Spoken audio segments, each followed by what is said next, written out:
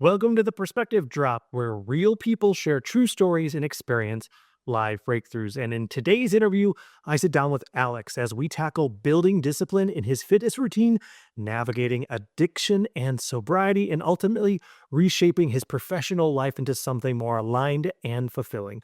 Let's take a look. Alex Roosty he's a dentist out of Florida, right? Yes, sir. Yeah. So tell us a little bit about yourself, man.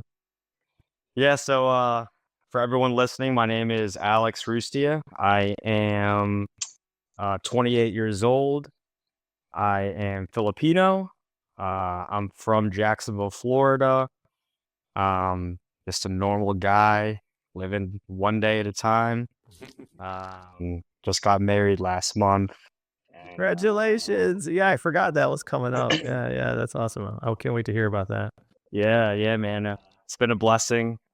In terms of my work, I am a general dentist. I graduated dental school in 2023. I did a 1 year GPR residency program in Kansas City. Graduated that in 2024. And next week will be my 1 year anniversary of actually being a full time dentist. So, Heck yeah. yeah, man. Lots of cool stuff happening. So tell the folks listening here hmm kind of just what's been going on in life and good, bad, ugly. What's going on? And we can kind of dive in, maybe talk a little bit about what we talked about previously, catch some people up, what's happened, what's changed since our initial conversation, and then what's hmm going on now.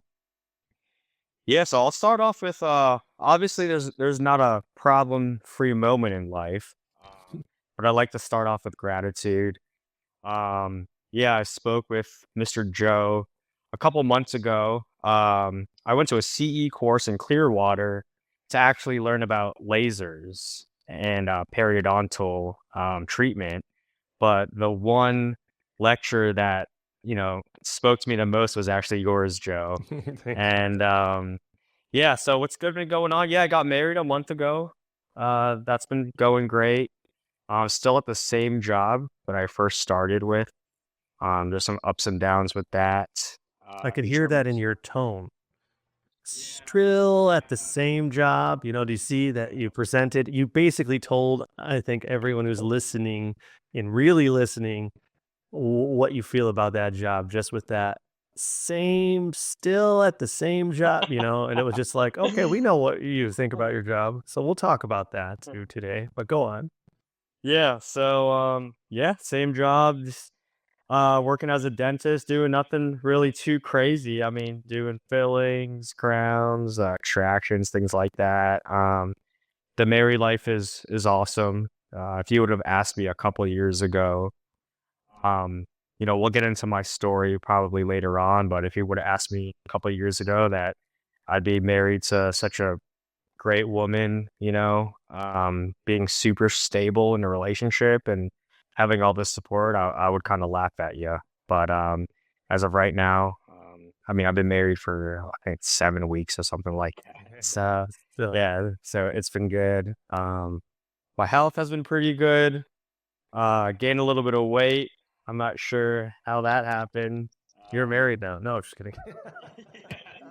Yeah, I know. I used to go to the gym all the time and really watch my weight. And, my type of cooking is pretty simple. It's, chicken and rice and just things like that. But now my wife, she's a phenomenal cook. So I'll come home and we'll have, all this steak and, Mexican food and all this stuff. But, We'll pray for you later when we're all feeling horrible that you gained a couple pounds eating so well with your new wife. I know that's what I'm saying. It's like on one side, it's like, oh, I gained a little bit of weight, but the other side, it's like, hey, like, I have a wife that cooks great Yeah. food, and that's a blessing. And all you have to do is, we can talk about it. Is just prioritize what's important. If you want to get the weight off, is to just elevate a little bit your discipline. So you've set a hmm goal with like you just stated, I used to go to the gym more, and it sounds like that was important. And hmm now you can make that important again if it's a priority to you and be like, okay, so let's talk about it real quick. So we'll dive into that just because we'll take one little topic as it arises and just kind of fine tune, recalibrate. change the perspective here. So Okay. how often are you working out every week? Right now, probably twice a week. Okay. And do you see the way you said that? There's Yeah. disappointment in your voice. You shook your head. Why is that not good enough? I feel like it's not good enough because in order to, I mean, when I used to work out, consistently, and I was in a lot better shape, I would go, at least 4 times a week. And, it was great for my health and my mental health, especially. And now I just feel like 2 days is just not really cutting it. Okay. That's awesome. So now you know that you can't go below 2 days. So you've just established what's called the floor. This is what a lot of people kind of mess up with, especially working out, is they create the ceiling. They say, I want to Mhm. work out 5 times a week. So they create the ceiling. And if they don't hit that ceiling, then they fail. But think about like anything in dentistry. There is the summit of success that's perfection, but there's a range, isn't there? You're like, if the results come back after I do this procedure and we're seeing these signs, this range of signs, we win. We're good, right? It's not this one thing that it has to happen. We give ourselves a range of what it means to be successful, but you're not doing that with your workout. So you say, I'm going to work out at least 2 times a week, maybe at least 3 times, up to 5. Okay. So you're setting a range. Now, if you do work out twice a week, you're not going to be as hard on yourself. Okay. Because some weeks you're traveling and you've got, a birthday thing and you got a long days at work. But some weeks you're going Mm. to hit 3, 4 workouts and you're going to feel very successful. So right away, what is the bare minimum of workouts that you want to complete in the week? I'm asking you now. Bare Four. Four. 4. So you're at 2 now, and you're gonna double that up. So there's no room for 3. We're not talking optimal. We're talking bare minimum, what would make you feel pretty good about yourself. I would say four. Yeah. Okay. And then what is the most that you'd want to work out for the week? 5, 6 times, 7 times? Yeah. Uh, Definitely not seven. I would say, yeah, 5 or 6. Which one is it? 5. 5. Okay. So you have to work out between 4 and 5 times a week. That's what you've just established that you think is good and that you will feel the best. Okay. So now, when can you work out After work. after work? There's no time to do it before work. There You is, start yeah. pretty you start pretty early at the dental office there, probably like 7 a.m. though, right? 8, 8. Okay. But like you commute, how long is your commute? 30 minutes. Yeah, so decent commute and then you got to get ready and everything. So you're probably out of your door around 7:20 or something like that, I would guess. Yeah, exactly. Okay. And what time are you waking up? I'm waking up at 7. You give yourself 20 minutes to get ready. So you're not a morning person exactly. You don't like to take your time and prepare for the day, sip your coffee, read a book or anything like that. You like basically you wake up, brush your teeth, you change, you're out the door. Yeah. Okay. So working out in the morning, not an option. Now you've just discovered that I don't even have to consider that because I like my morning routine. We'll talk about some other things that can help with mindset and everything to add into the morning routine that are very minimal that will help you out. But so now getting off of work, what time are you usually done? We're usually done with the last patient at 5, and then I usually leave at 5:20, 5:30. Okay. And then where do you go work out? So I usually work out in 2 places. The first place is just in my neighborhood. So I'll go for a long walk or go for like a light jog. And then the second place is the gym. That's where I usually lift weights. Okay. And how often are you lifting weights as opposed to walking? Yeah, so if I would work out twice a week, usually the gym is just once a week. Okay. And then the second time is just in my neighborhood. A walk. Okay. But now with it being 4 times, you still want to do 2 and 2. Yes, I think that would be, yeah, 50-50. Okay, and the gym, when you go to the gym, do you pack your gym bag before you go to work, or do you go back home and grab all that and then go back to the gym? I usually go home, pack my bag, and then head out and go to the gym. That's usually the problem for people who work out, because soon as you get Okay. home, your mind goes, "This is nice. This is nice to be home. I don't want to go do more shit. I just got done doing all this shit at the still at the same job, so it probably wasn't the best of days, right?"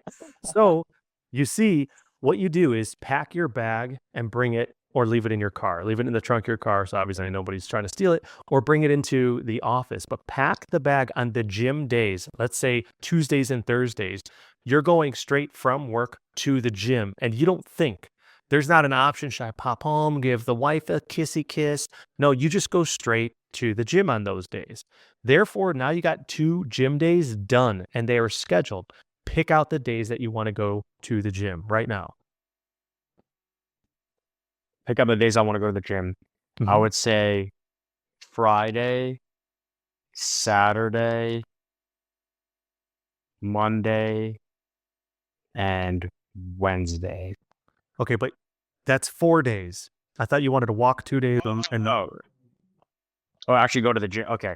I would say Friday and Saturday. those are 2 gym days back to back, so I would advise separating that a little bit, doing like Okay. a Tuesday and Friday. So you said you Okay. wanted to, get one in the midweek and then one at the end of the week. You give your body a lot of time to recover from this really strenuous, gym workout. And then you're doing walks between, okay? Because if you do Okay. Friday and Saturday, honestly, the mental of that too may be a little bit too much because it's kind of aggressive. But if you do a walk on Saturday, you're not Mhm. are you working on Saturdays? No, I don't. Awesome. So now you have a calendar where it's basically you're going to put a reminder in your calendar every single Tuesday and Friday at 7:20 a.m. There's going to a reminder saying grab your gym bag. Okay. So you're going to have that ready to go and remind yourself in the morning. And then at 5:15, another reminder will go off, be like, go to the gym. You got this. A little encouragement with the reminder, not go to the gym. You're fat. Go to the gym.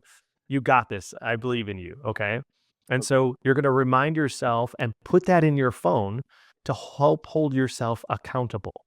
Okay. And then Tuesdays Okay. and Fridays, you tell your wife, I'm going to the gym straight after work.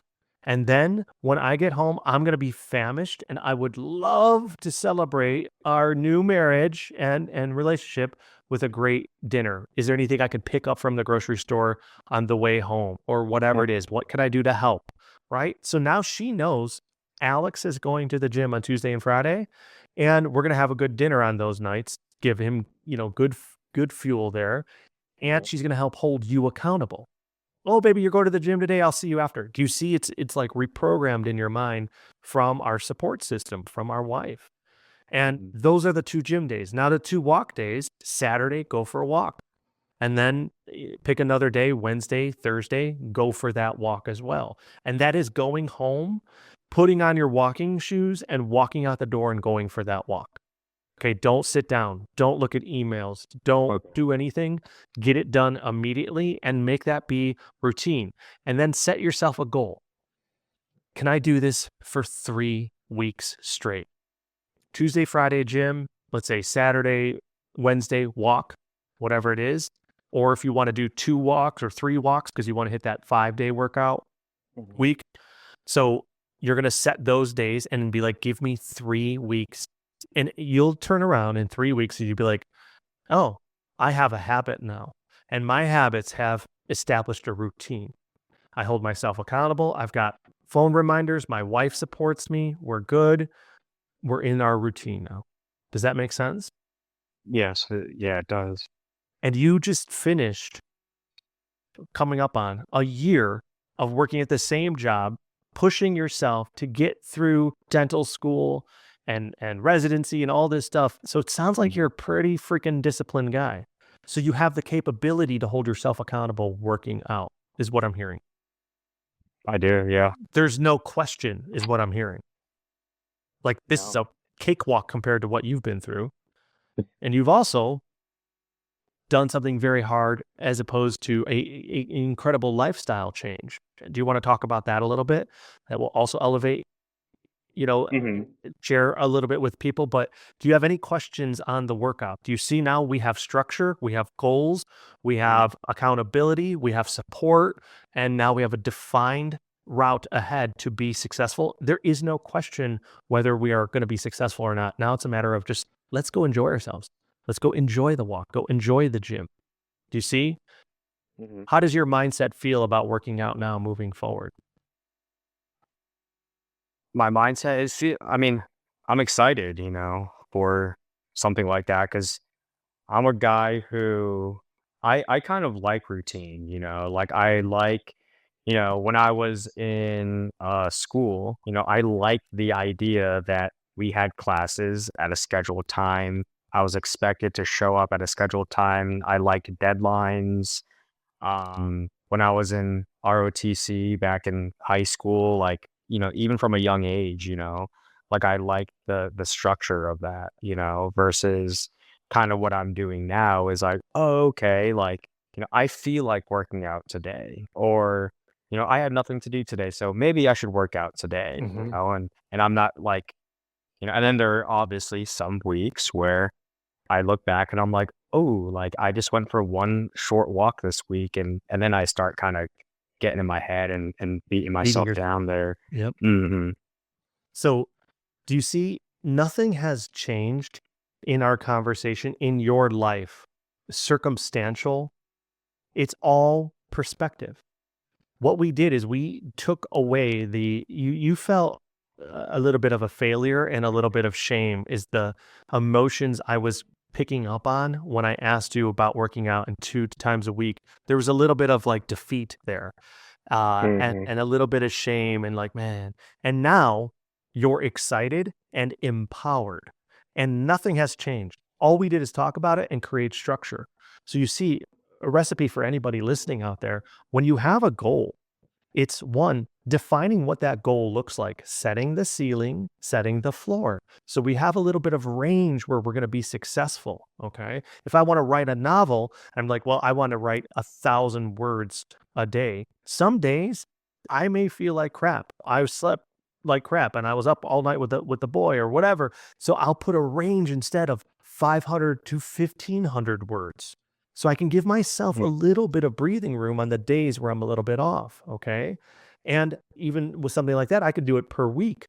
Be like, "Oh, I've got to hit 5,000 words this week." And I can write every day, or I could write 2,500 words twice a day or twice a week. So, floor and ceiling, set the goal, and then look at your lifestyle and be like, "Where can I fit this in? Where can I prioritize this within my life? And did I demand that you do anything? Did I tell you you've got to work out in the morning? This is what you got to do. You got to wake up at 5 a.m., right? Because then that would have been like, oh, well, that's good advice, but that doesn't feel comfortable for me and my life choices and my lifestyle. I asked, what do you do in the morning? And I found out very quickly, you're not a morning guy. And so I go, cool. When you first told me that you work out after work, I go, all right, well, let's just explore if there's another opportunity to work out. We went and explored there. It's a no. You didn't have to tell me. I just looked at the way your lifestyle was now. And then I said, okay, now let's go back to after work.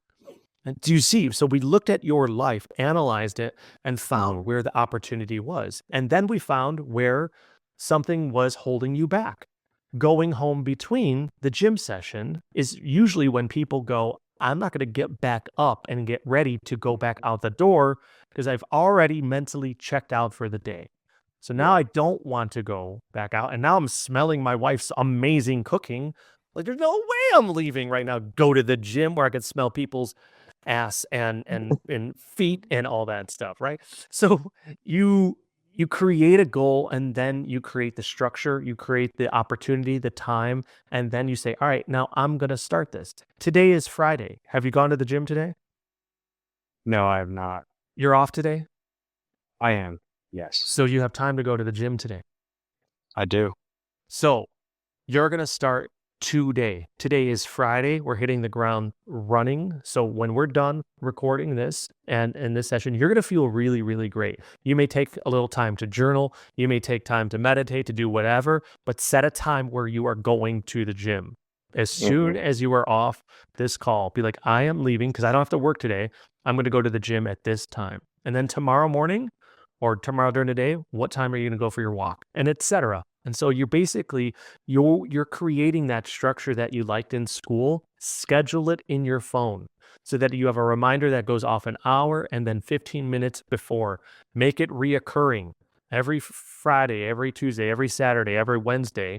And then now you've got the structure when you look at your day, you go, oh, yeah, yeah, I've got my gym schedule. I've got this. And so now you've created what makes you feel empowered to be accountable and to elevate your discipline. Okay.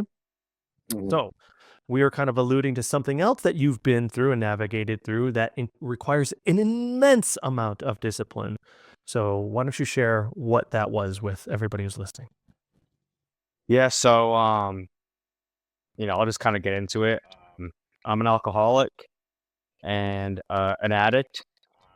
My sobriety date is November 6th, 2022. Um, yeah, so don't wanna really get too into it unless you want me to.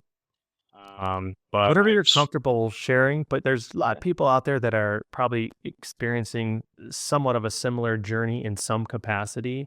And so you're on the other end, from what I hear, a fair amount. You're in a much stronger, healthier space these days, correct? correct. So why don't you tell a little bit about like what led you through that and like what kind of helped you mindset wise, and then we can kind of explore from there. Yeah, so from a very, very early age, and I'm talking about, in my childhood, looking back, I always remembered that I was, addicted to certain things. Um, I remember the first time I used my inhaler because I have asthma. And as prescribed, you just use it 1 or 2 times and that's it. But I remember, as early as 7 years old, taking, 5, 6, 7 hits of an inhaler and feeling jittery and not feeling normal, and I like that, you know? Hmm. I still remember just, like, things from sports, like being really, really addicted to sports, to piano and things like that. And I got introduced to drugs and alcohol when I was like a freshman in high school, and it just took off running. From the very first time that I even smoked marijuana. Um, a lot of times I'll hear people say that they smoke marijuana and then they didn't do it for a couple of months or they just did it a handful of times. For me, the first time I smoked weed, the very next day I woke up and I wanted that again. I Wow. wanted, Yeah. yeah, I wanted to feel like that all the time. Um, and it just spiraled after that. It became my identity. That's all that I wanted to do. I got introduced to other substances when I was in college, now that I was away from my parents and, I was in this environment, I tried things and just got really, really wrapped up into it. I got a DUI when I was 20 years old. So even before I was legally able to drink, I got arrested for that. And Where were you going to school? I went to Florida State. Okay. Yeah, it's a Yeah. big party school too. Yes. Yes, it Yeah. is. So it's Uh, definitely like the environment for all that. yeah, it was the environment and also I try not to blame the environment though, because I mean, there are plenty of people that go to big party schools that don't get wrapped up in that Yeah. stuff, you know? Not blaming at all, but environment does make an impact on our decisions. It can. Oh yeah. And so it just was enabling you to kind of give into your addiction quite a bit more as opposed to going to like a private boarding school type kind of thing where they're very Mhm. strict and all that kind of stuff. It was you kind of entered this buffet. So it was just kind of as a college boy likes feeling not sober, you stepped into a buffet of opportunity at that school. There's numerous schools. It's not too hard in college to. find stuff, right? So yeah, just adding to that, it's hard because a lot of other people are doing it too. So even if you wanted to try to stop, it's like in your face too, quite a bit. Exactly. And there at that time too, I was a pre-dental student, and as a pre-dental student or a pre-med student or engineering and those types of majors, there's a lot of weight on your shoulders, to really complete the course, get into dental school. And that's when I discovered what Adderall was. And as a kid, I didn't really have ADHD. So I remember like when I took Adderall, I studied for hours and hours and hours, aced a test, and it kind of felt like Adderall was the answer to all my problems. Yeah. Adderall was going to get me into dental school. It was going to be able to make me a personable person. And my drug of choice was actually Adderall. Uh, so what kind of happened was I got accepted into dental school out of state. It was about 2,000 miles away from Florida. Oh wow. Yeah. And I literally remember like driving up there with my dad. And I was thinking that, you know what? I'm going to be in a totally different part of the country. I don't know anybody there. This is my chance to be a new person and get clean and just be responsible. And, obviously geographical cures don't work all the time. And the reason for that is because when I went to dental school, I brought myself with me. Yeah. Uh, Exactly. Wherever you go, there you are. Yeah. exactly. But yeah, no, I just got in trouble and COVID hit. I hit a rock bottom where I just saw my life kind of going downhill. Try to get sober, but didn't really take it seriously. I joined AA, but I would relapse, I would have 2 months sober relapse, 6 months sober relapse. And this last time, um, it got really scary because my life was falling apart internally and externally. And I remember sitting there thinking about, I'll be vulnerable here and I'm an open book. So I remember sitting there thinking about taking my own life. And what was scary was not that I just had the thought, but I kind of knew how I was going to do it. Yeah. I thought about, okay, this is how I'm going to do it. And, I just got on my knees and, asked God or my higher power for help and, called a guy and he said, hey man, like, welcome back. Like, if you want to get sober, then just come back to AA and kind of the rest was history there. It's crazy how it takes sometimes that extreme space, that extreme place of I was there too, like in Bolivia. I'd been traveling the Hmm. world. It was after my wife passed and everything, and I was like, Yeah. I don't I don't know if I was as far or close to that decision, or I don't really know if there's any way to judge that, but I didn't want to live, but I didn't Hmm. want to die. I don't know, like I didn't and I was doing the same stuff like drugs and alcohol and like making my way through South America and like I was doing a lot of good stuff, but I knew that if I kept traveling that road down deeper, deeper and darker, that I was just going to get myself killed one way or another because I was doing crazy adventurous stuff, riding motorcycles to Machu Picchu and you're just Hmm. doing all this crazy stuff and almost dying once a month, on these adventures and then you're mixing in drugs and alcohol and stuff like that, but I was bedridden and it gave me the drive to be like, I need to make a change. Like, I can't continue to live this way. It's not sustainable. And I know where this is leading. So now I need to see what am I made of? And like you're just kind of like, I can't do this. And so if I keep doing the same shit that I've been doing, waning back and forth in sobriety and not really giving it my all, now I'm at this point where I don't want to live. So I'm going to try a different route. I'm just going to commit. I'm fully going to be disciplined within. And that changed your life. And it changed mine too. I moved to Costa Rica and I started, you know, studying and learning about my mind, just diving all in and being very healthy and getting rid of some influences and going to a nice place where I could have the environment to thrive. Tell us a little bit about your journey once you called your, I would say your support system, your mentor, your AA, what do they call the term? Sponsors. Sponsor, thank you. And you called your sponsor. What did it look like after that call? Yeah, so um the first meeting that I went to, I just was listening to everybody, and it just felt like there was a weight off my shoulders that I was in the right place to be able to speak vulnerably. Um, but I kind of just dove into meetings and things like that. But there was actually a situation that really flipped the switch in my head. So I've been trying to get sober before this point for 2 years already, right? Yeah. And nothing was really working, right? And I would look around at the rooms and I would think in my head, well, this is working for all these other people, and I'm not sure if I'm just the bad apple, but it's not working for me. Yeah.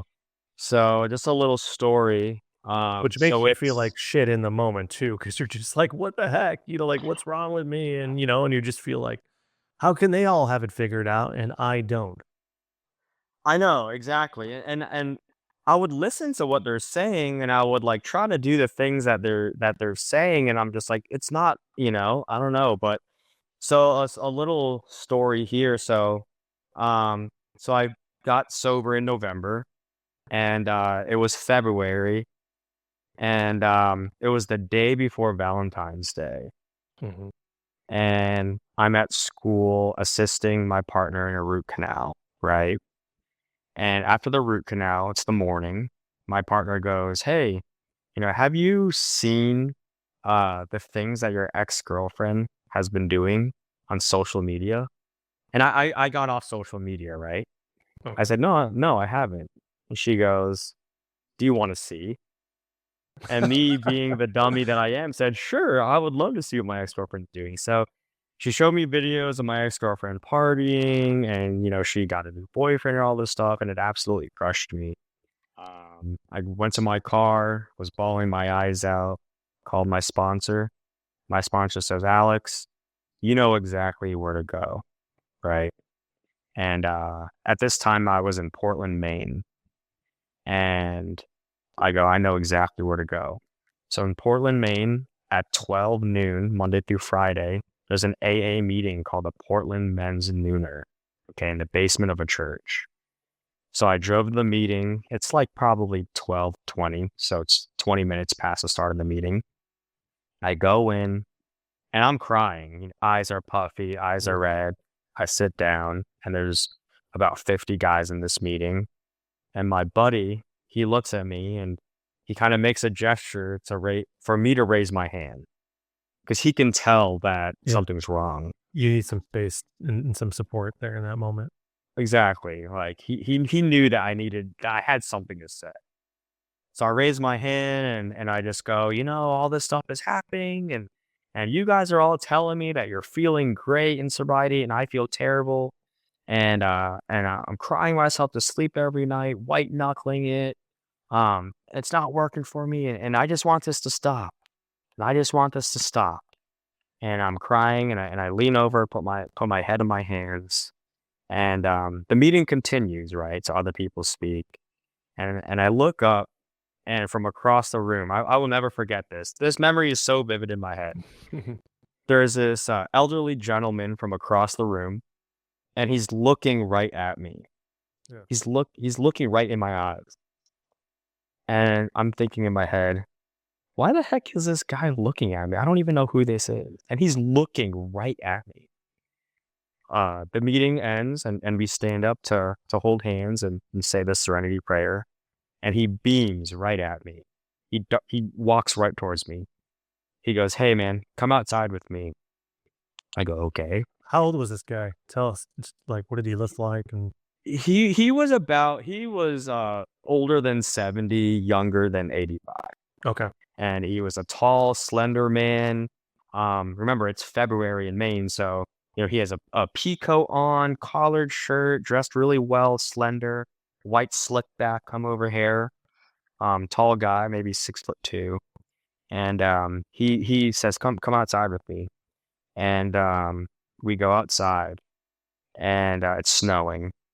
And am I allowed to curse on this, Yeah. or no? Okay. So he looks at me and he goes, "Do you want to know what the fuck is going on inside that room?" And I go, "What?" And he goes, "Yeah, do you want to know like what the fuck is going on inside that room?" And I go, "Sure, like sure." And he goes, "Alex, every single man in that room has had bad things happen to them when they were kids, when they were adults. They've done bad things to other people, and every single person in that room is just trying to better themselves." And he says, "We already know that we can't drink or use drugs safely. We already know that." And he said, "What is this girl's name?" And then I say her name. And he says, "Alex, this girl doesn't exist. She was just somebody that you used to party with when you were using and all this stuff. And I hate to tell you, but all this stuff that's been happening to you is going to keep happening until you're 80 years old, unless you fix what's going on inside of you." And he puts his finger on my chest. Yeah. And I said, "Well, how do you do that?" And he said, "You do that through the steps of Alcoholics Anonymous." "Do you have a sponsor?" I said, "Yes." He said, "Alex, you need to work the steps of AA, okay, and fix and change what's going on inside of you." And I drove home that day, and I sat down in my room, and I had I don't want to call it like a white light moment, but I really sat there, and I felt very, very still. I felt very, very still. It felt very quiet. Um, and I kind of realized that, like, you know what? Um, going to meetings is great, calling other guys is great, but really, like, there's a lot of inner work that I had to do, both with the steps and outside the step, extracurricular help. And from that point on, I really took personal growth and development very seriously. I really got vulnerable with some close people in my life. And, I got very, very spiritual, as I would say, and started relying on a power greater than myself and things like that. And ever since then, the desire to drink and use has been lifted from me. I mean, there might be moments that, like, I think, like when I'm at a bar or something, let's say I'm at a restaurant and my older brother orders a drink. I might look at it maybe for like 0.1 second, but I never, I'm not fighting that anymore. Oh, I'm not, I'm okay waking up and being Alex, you know. oh, it's beautiful, man. Yeah. That's So a great story. I had chills for a second there because I thought you were going to say it like it was an apparition in the church, like staring at you or something. No, it was the very powerful moment. How did it end in that conversation with that guy? Like, what happened? In the conclusion, because you jumped to going home, but like, did he tell you if you need anything, I'm here for you, or he just, how did he respond after that? yeah. So also sorry, I'm plugging in my laptop here. So what happened was, no, he just kind of, I just kind of left. And I just kind of left, and I really never talked to the guy ever again. Oh. I told some friends that about the situation that happened, and I had a one buddy that goes, I'm not going to say his real name, but let's say his name is Bob, which is not Mhm. his name. Right. My one buddy said, "Oh yeah, we call him Scary Bob because when everyone at the meeting is talking about, oh, like I'm grateful for this and this is so awesome." Bob sometimes keeps it real. He'll say things that are kind of harsh, but because like he's real or things It's aren't going intense. Exactly, yeah, he's kind of intense, which makes sense on why he That's so funny that that does. scares people though, like, "Hey, it's not all rainbows and unicorns here, man, like, you gotta speak real sometimes." Um, yeah, that is so interesting. Have you been back to that group? I know you don't live in Maine anymore, so probably not frequenting there, but it'd be funny to run across him and let him know your story now. Hopefully, he'll see this podcast one day and Scary Bob, we tip our hat to you. Yeah, no, Alex. yeah, I haven't been back to that group because obviously I don't live in Maine, but they do have an online portion of it. And about, I want to say 2, 3 weeks ago, they did ask me to share my story on Zoom, and that was really nice, just because. Was Scary Bob there?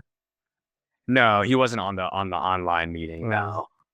I'm sure he'd love an update to be like, "Hey, that talk really ignited something within me."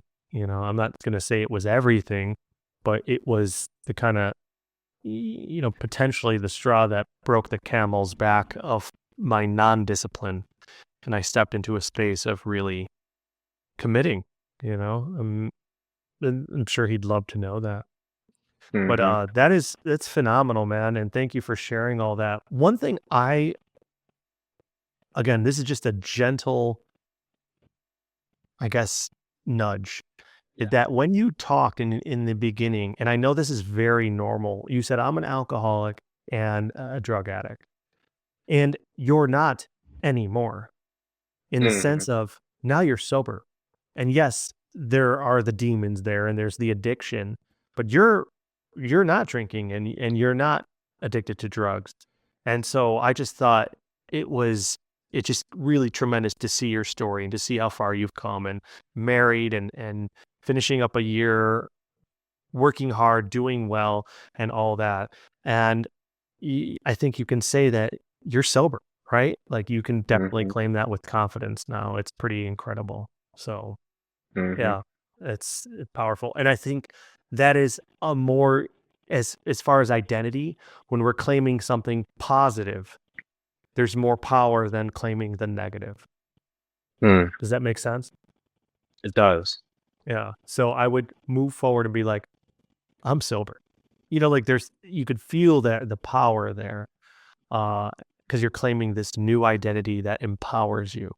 And Mhm. so change the narrative, change the wording, and then let that settle, build momentum, and that will just empower you even more. Not to say that you need it, but it's just kind of like more of a badge of honor, Mm. I think. So tremendous story, man. Thank you for sharing that with everyone listening and watching.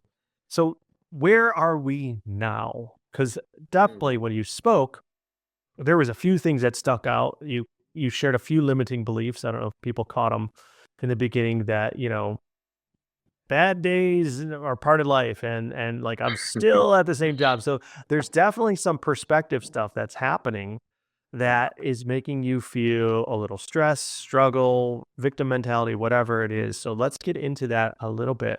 Is Let's catch us up to current day. And where are you? What's going on? What are you struggling with the most, you would say? What's missing from your life? What is the Mhm. biggest obstacle?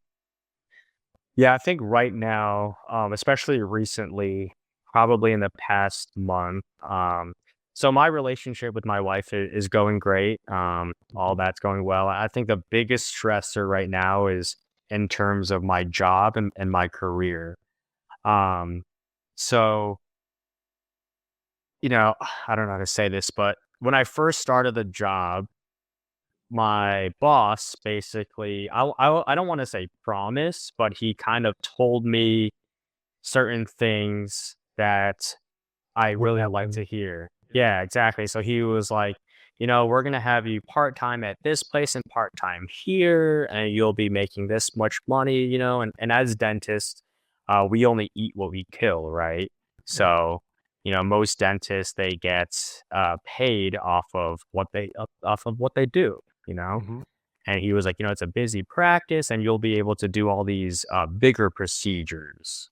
And by that, I mean like implants and like veneers and these big fancy dental procedures. And It's anybody who's listening, those are obviously more lucrative. And you're kind of heightening your efficiency in your chair time is what it's called. So you're bringing in more money Mhm. treating somebody as opposed to like doing a dental cleaning where you're not getting paid a lot. You're doing something where you may make thousands of dollars over the next couple hours because of one procedure. Exactly. Yeah. So yeah, there's more money in those types of procedures, but also there's more um I guess fame.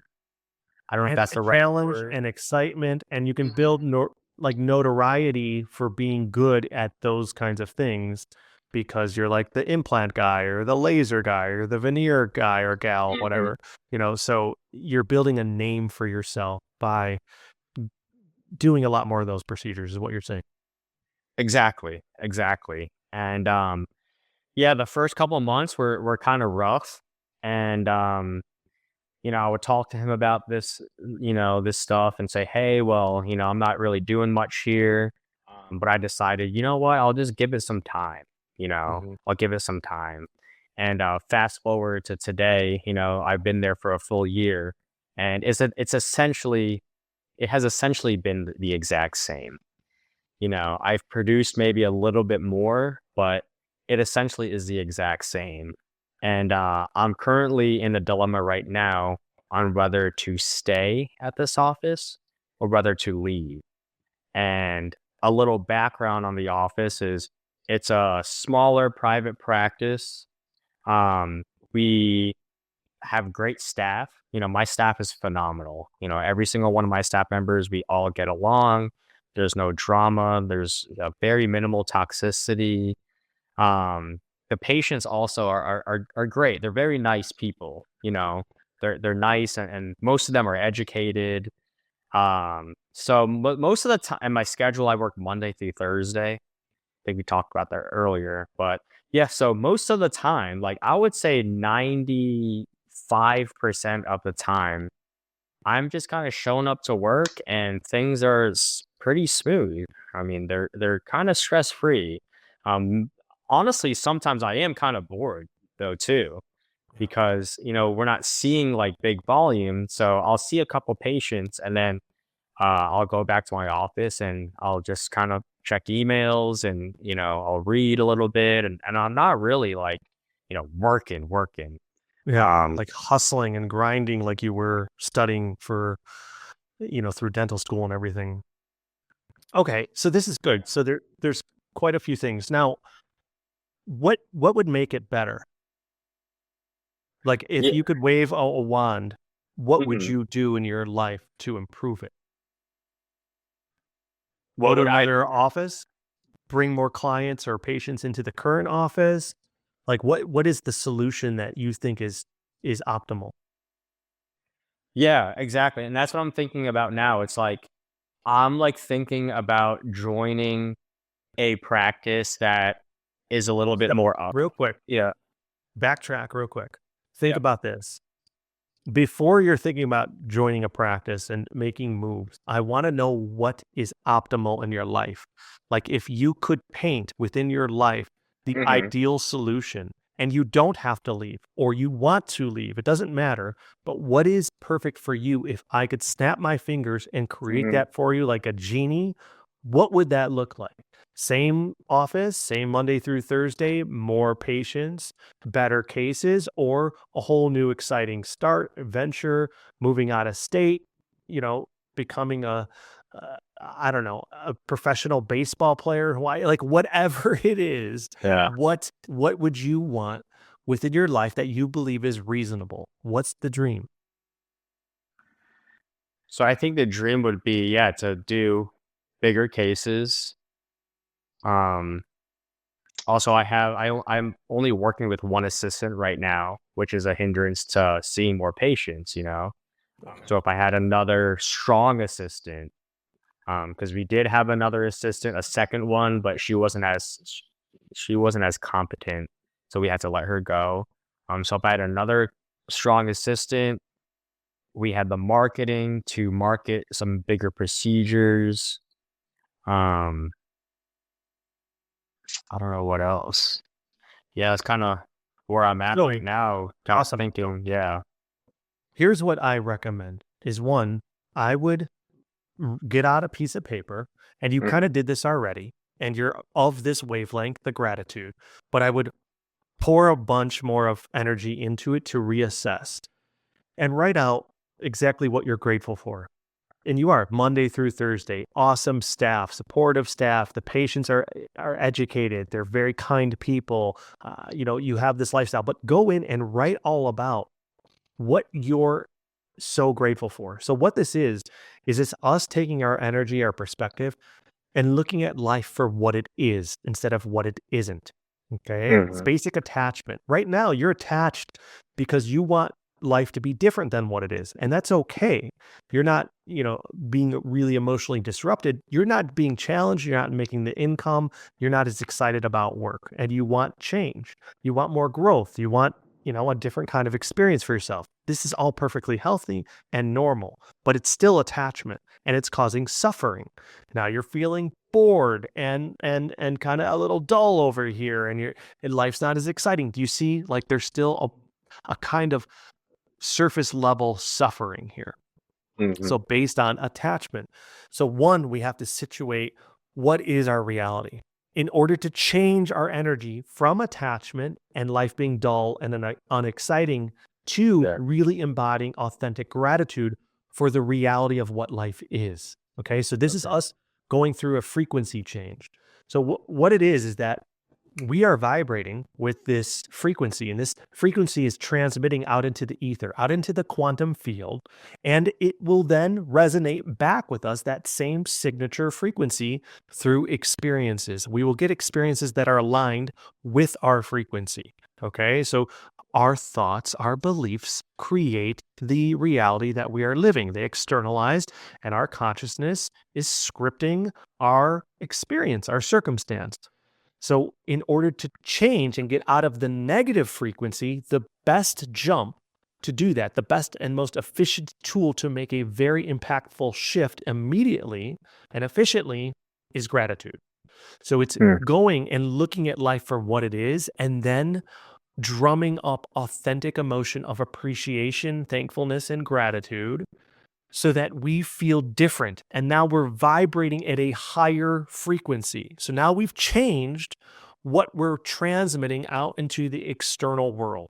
This is the Mm. very first thing we need to do. But it's kind of like imagine a radio tower that is sending out a signal, and then there's transmitters that rebound that signal back to it. And these things are like off in space. And so this transmitter sends the signal out of I'm bored, I'm dull, work is dull, I'm not excited, same old story, I feel like I was taken advantage of, and it sends that story out.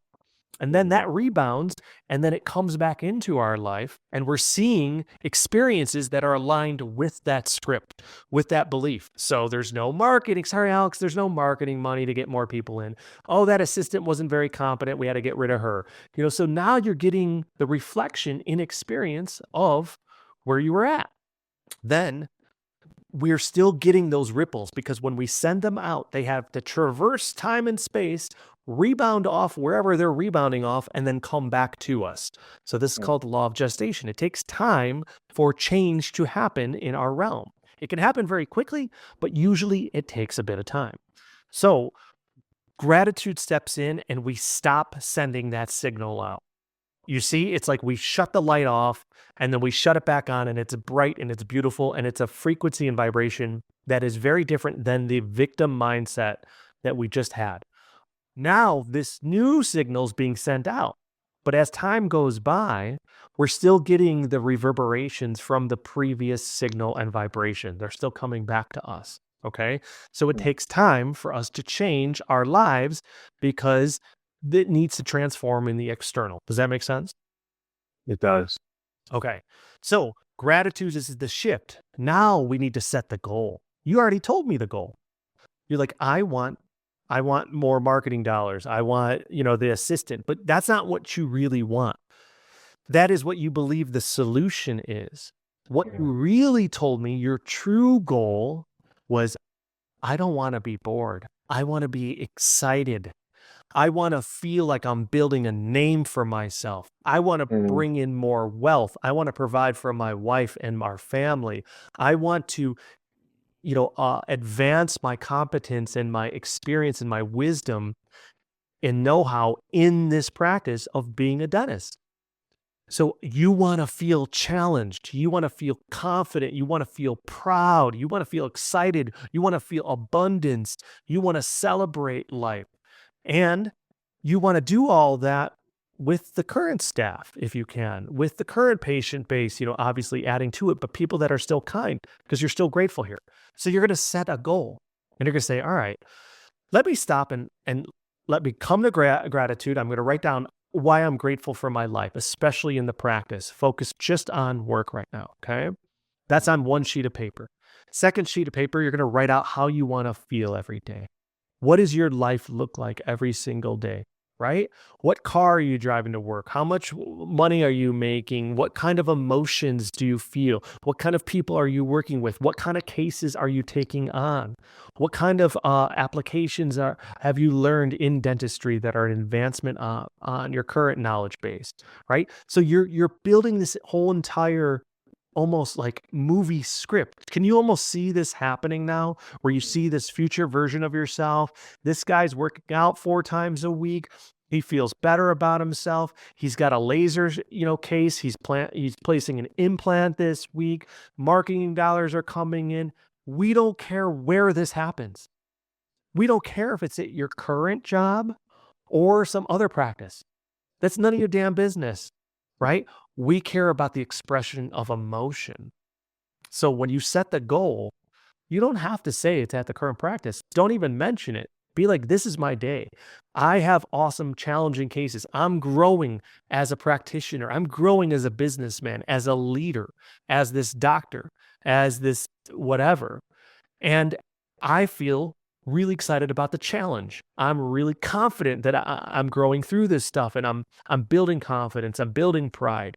Do you see? You're equating everything emotionally because that's how we kind of quantify and qualify an experience. It's not on like, yes, I went to that restaurant and the lighting was blank and the forks were nice and it's how did the experience make me feel emotionally, right?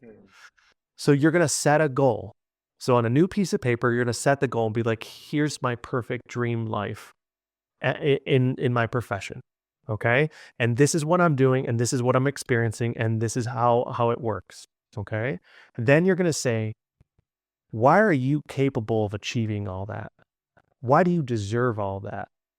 Okay. This is to remind yourself who you are. Because a lot of people will create that dream life and be like, there's no fucking way that'll happen to me, right? Not me. How can I do that? And no, they switch into the positive, optimistic perspective. I got this. I can do this. I'm worthy of this. I'm capable of igniting the change needed to usher in this new era of prosperity and abundance and wealth, etc. Do you see? You start becoming your own locker room coach, your own motivational speaker. And that will determine the external reality because now you believe something different. It's not just like where you get a menu at a restaurant and you see, oh my gosh, the caviar steak and lobster tails, $900. You're like, I'll never get that. I can't. You just know you already believe you're not worthy of that thing, right?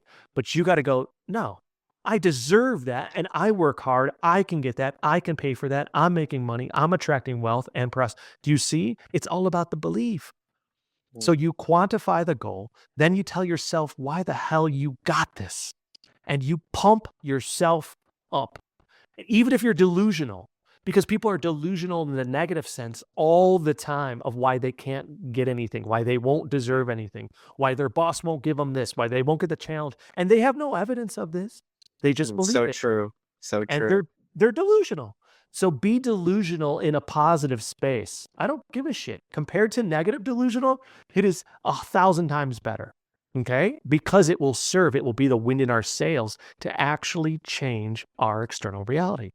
So then once you've equated that last section there of why you're worthy of it, then you start a whole new paper. And at the top, you go, What am I going to do? What steps am I going to take? What time and investment and energy am I going to place into this to make this shit happen? And instead of sitting in your office and checking emails and being bored, you go, I'm going to start a TikTok channel to tell people who don't know about dentistry, that are, this younger generations, like certain stuff that they should do and why their gut, their mouth is tied to their gut, and equates to them being healthy and stuff. And I'm gonna make it for an Asian base, or for guys, or for this or whatever. Maybe I'll do that. I'm not saying for you to do that, but ideas will flow. Right? I'm going to go to this conference and I'm going to try to speak over here and I'm going to try to do this over here. And I'm going to sit down with my boss and tell them that if things don't change, I potentially am going to make a shift. Where can we create solution with the opportunity that we have? What's my lowest hanging fruit? Let's look at this office. Why don't we have the marketing dollars? Why don't we pre-invest getting in another assistant so we can take on the new load and start doing, spending $50 in Facebook ads for high dollar procedures like laser stuff or implants with a laser, whatever it is that I can do and I have the equipment and the know-how to do, to start marketing that a little bit. And then you're going to have all these ideas. It's called mindstorming. Think of 20, 30 ideas, okay? And write them all down. And be like, I can do this, I can do that, I can do this, I can talk to this person, I can explore a different opportunity outside of this, I can update my resume, I can go see what other practices are looking for associates. Do you see? All these ideas start flowing. And now you don't sit there feeling like a victim. You've just taken the space of a creator. Okay. And then you've got all these ideas. Pick one. One will kind of rise above the page and be like, oh man, I got this. This is easy. I can do this now. I can do this right now. Do you see? And then you take action on that. And then every day you do this and you go, what is something today? 1 to 3 things I can do. Actually, you write it out the day before and you go, here are the 3 tasks associated with my goal of being very successful professionally that I'm going to do tomorrow.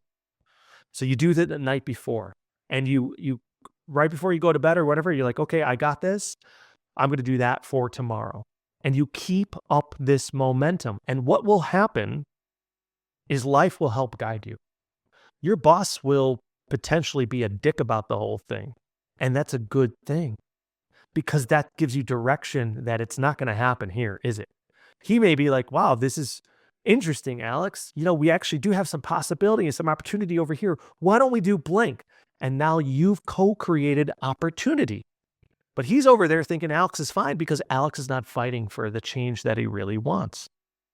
Alex, to him, is perfectly fine. He's happy with his hand, right? But now when you show up and you go, I need to ignite stuff. I want to thrive. I want to be raking in the cash and helping people, doing bigger cases, and this is my game plan. Can you support me in this? If he's like, no, absolutely not, then you know where to look. You go, thank you. Thank you for that meeting. That was exactly what I needed to hear to get the hell out of here. And then you pursue outside, right? But now you're taking your power and creating prosperity.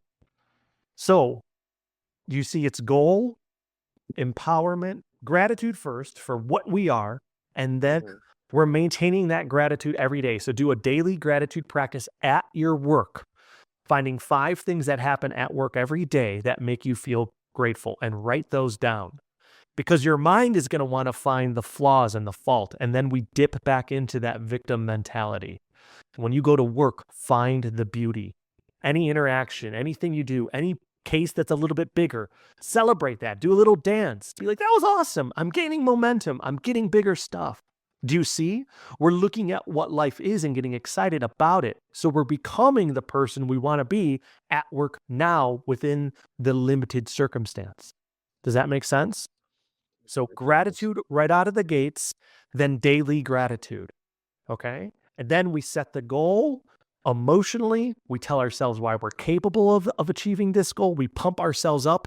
We do that daily. They're called affirmations. So in the morning, afternoon, and evening, you say, I'm a highly successful doctor. I make $185,000 a year, whatever it is. I do these cases. I work with these kind of people. I service these kinds of amazing, kind, educated patients. I have a great work-life balance. Do you see? You're creating that positive thing because every day that you're going to work, guess what you're thinking? The opposite of that. I don't have any cases. Why aren't we getting the marketing budget? Why am I over here only working like part-time? I don't have the assistant. Life is not exciting. And every time you go into work, what are you affirming? Boom, boom, boom. Negative, negative, negative, negative, negative, negative. That transmission is being broadcast to the universe, to God. And then that's being reflected and we're getting that experience. And then we're like, why me? Why is this happening to me? And we're befuddled at our hand that we've been dealt when we're the dealer. You see how it works? So you have the power to transform. You have been given that from God, from the universe, just like everybody else out there. We were just never taught how to wield this power. We were never taught that we even had it. A lot of people want to keep that truth from us in actuality. So one, you can go create and transform your life. You've proved it already by becoming sober. You stepped out of the victim mindset, being the extreme addict, and you stepped into a place of power. You transformed your life. And all these things, that big, tall, scary Bob coming in your life was a manifestation for what you needed to step into this new era of your life. So I guarantee when you do this stuff, and then you're doing the daily gratitude, the daily positive affirmations, and then you're getting to work and you're what I call positive projection. It's aligned action with this thought process of being realistically optimistic, setting the goals, all this stuff. And it's proven through neuroscience, through psychology. We are increasing our chances just by writing down a goal, 30% more to achieve a goal just by writing it down. Just by establishing a goal and then writing it down on paper is another 20%. Like, so we're elevating. Then when we visualize, we're basically doubling our chances of doing that. So the last key here is in the evenings before going to bed, 5 minutes before going to bed, kind of like dip back and visualize yourself treating big cases, getting bigger checks for, oh my God, I did 17 grand this month, right? After taxes, holy shit, maybe we're going to Hawaii, right? You're like, For taxes, that's yeah, that'd be that's crazy. achievable, man. That's achievable. It is. I didn't think this stuff could happen to me. I got a check for 43 grand. That was my first like mega check, right? $43,000. Now I've gotten checks into six figures because now I believe that it's possible. And I go, oh my God, I got a deposit today for $115,000, right? And you're just like, what? I wouldn't even make that with bonuses and salary at the best job I had before I knew this stuff. And now I'll get it in one check because everything transforms when we believe it's possible. And then it's called discipline, brother. So schedule the time to work between cases to go at it and get stuff done. Schedule your affirmations, schedule your visualization. And before bed, I didn't kind of finish that point. Visualize yourself standing in front of a door, open that door up, step through it, and then see yourself at work, feeling really confident, placing an implant. And the patient is super happy afterwards. They come back and you kind of have this Rocky montage almost like, oh, I'm over here, I'm placing an implant. Holy cow, I'm at a conference meeting some periodontists, some oral surgeons. I'm getting tips. Oh my gosh, I'm at this retreat where I'm learning how to do all in fours or whatever it is, right? And so I'm elevating, but you're visualizing that. The highest performing athletes and executives, they visualize success ahead of time. They visualize it because our subconscious gets used to this is our reality. And guess what? We start broadcasting that transmission to the universe unconsciously. And then that's reverberated back to us. And then we're doubling down through affirmations because we're consciously broadcasting that. And that through gratitude, that is that like foundational frequency.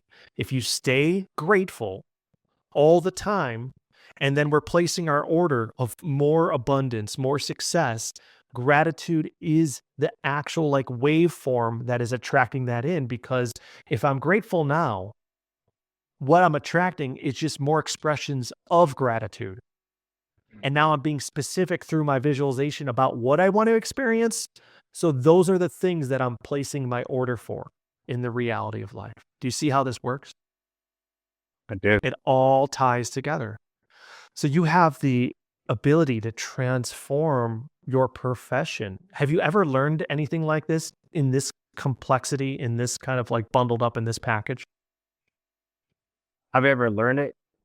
I would say no, but I do have, I mean, a little experience with it. I mean, I remember when I was in college and just studying all the time.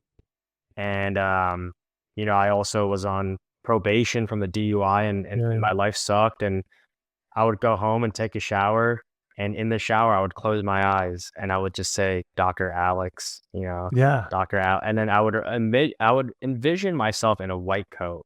And I would envision people calling me doctor, So it's 100% true. Exactly what you said. Awesome. It's like, write it down, visualize it, believe in yourself, start with gratitude. And yeah, so And put all the puzzle pieces together, okay? And sure. then celebrate this with your wife. Bring her on board.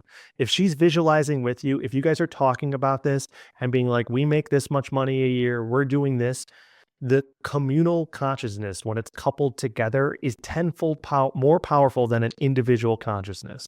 Okay. Even Christ said, when two or more come together in my name, like their prayers are answered. It's when two people come together and have an aligned visual goal and emotion and they're feeling that, it's a really potent force that transmission is much louder, much more efficient, much stronger, that is being broadcast to the universe. So bring her on board and then watch this podcast after it's launched and everything, or I'm sure you're taking mental notes, and then get to work today. You're going to work out at the gym, think about this stuff, start writing it down, and I guarantee if you look back, I'd say about 2 to 3 months, you're going to get experiences that when you look back, we're like, oh, that sucked then when my boss denied my request. But it was the thing that pushed me out of the office. And now I'm standing here and I'm doing implants and I have an awesome new staff. And yeah, maybe I'm working Monday through Friday, but like I'm working shorter hours. I'm making way more money, whatever it is. But life will give you the direction, and people think it's always like in a big red bow. No, it may be hard. That's part of life. Is it may come to you where it looks like a really tremendous blow, but actually it's an obstacle.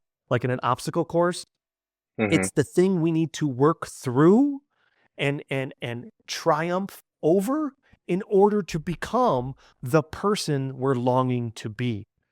So God gives us that obstacle in order for us to transform into that new version of ourselves. So it's like the gym, right? If you want to become stronger and healthier and everything, you go to the gym. Is it easy lifting weights? Is it easy going in there and holding yourself accountable? Of course not. But when you leave and you look back after 3 months, you've become a new man because you use the obstacle, the suffering, the hardship to become something new. So life is gonna kick your ass. It's gonna, shove you down a flight of stairs or two. But when you get up and dust yourself off and keep determined, keep that resilience, that dedication, you're gonna look back in months or years and be like, I fucking did it. I did it. Mm. And look at where I am now. Look at what I've done. And all those things were the steps to get me to this summit of my success. Mm. Do you believe Love it? that. I do. You got this, man. This has been awesome. I am so happy to have had you on this. Do you have any questions before we conclude for the day? I do actually. I guess my question would be, um, how do you balance being very ambitious, very, very goal driven Uh-huh. with being content with where you are. Awesome. So, great question. Set goals for the future Mm-hmm. and remain present and gratitude in the now. Okay. So you're setting goals and you're saying, I got this. I'm going to achieve this. And then you're doing the aligned action. And then every day, every moment that you can, be present and peaceful and grateful. Like account for that during the day. All presence is your salvation. If you can be present, you will have the best life you could possibly live. Our mind takes us out of presence. Our ego steals us away from presence. So when you set goals and then you find the gratitude through the day and you find the peace, the moments of peace and presence, you are situating yourself on that wavelength. It's very, very powerful. Okay. And that's what you're transmitting. And then when we are doing the visualization, when we are setting goals, when we are writing down what we want, we're placing our order for that. And you can be very ambitious. I am a very ambitious person. I Mm-hmm. want books and podcasts and workshops and corporate wellness and speaking gigs. And I'm doing it all, right? I've cast just launching all this stuff. And I go, these are all the things. And then I affirm them every day. I am a world-renowned spiritual teacher, mindset coach, a keynote speaker. Like I am this person. I am changing lives. And then all throughout the day, I look for the evidence of that being true. I go, look what Alex and I did today.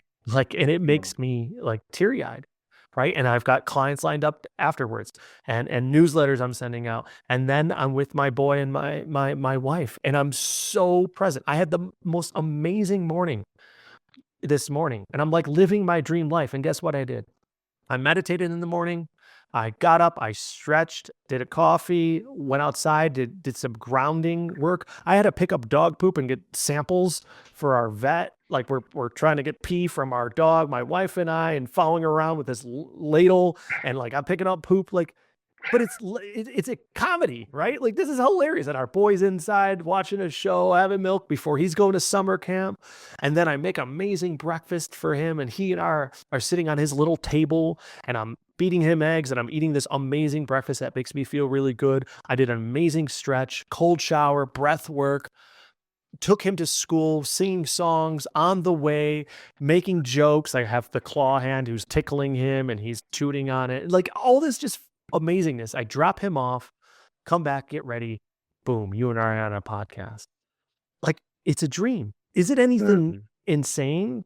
No, but every moment through that, I am present of how valuable this is for me. Mm-hmm. So I'm present. I'm not taking for granted because I had a life like this and it was stolen away, but I wasn't watching it. I wasn't mindful of how good I had it. So now I'm just scooping this up with a spoon every moment I can. So that presence is my anchor into fulfillment, into that divine connection with God, with others, with consciousness, that I feel anchored into that space. And I naturally, by coming to presence, gratitude is a natural byproduct. So I don't have to try to be grateful and search for it.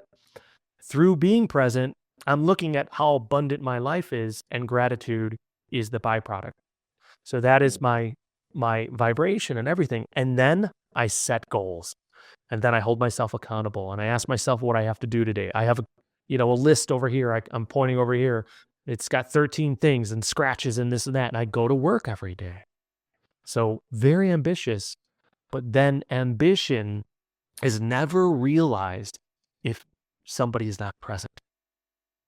Goals are never achieved if you are not present, because you may achieve the goal on paper, but you're actually addicted to pursuing more success, and you're getting more money, and you're getting the bigger house, but you're not present.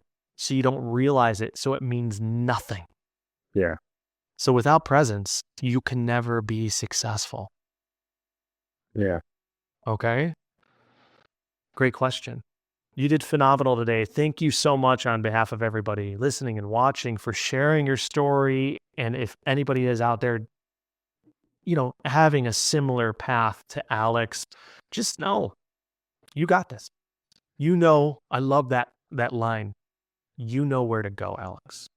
Mm. You know where to go. right? We know what to do. We know where to go. It's all about believing in ourselves and whether we can do it. Mm. That's what's life-changing. So you know where to go. You know what to do. Do it. Alex believes in you. I believe in you. You got this. Thank you all for listening today. Thank you, Alex. I appreciate you. And I'd love to have you on again in a couple months so we can circle back and be like, let's just do a little update on Alex Rustia and see what he's done with his life. And again, congratulations on the marriage and the success of being there for 1 year. And I'm excited to see what you do with all the information and the empowerment that we co-created today. So great work, and go get it, man. You know where to go. Awesome. Thank you, man. Thank you. All right. Hey, take care, Alex. I'll talk to you soon. All right. Take care, Joe. See ya.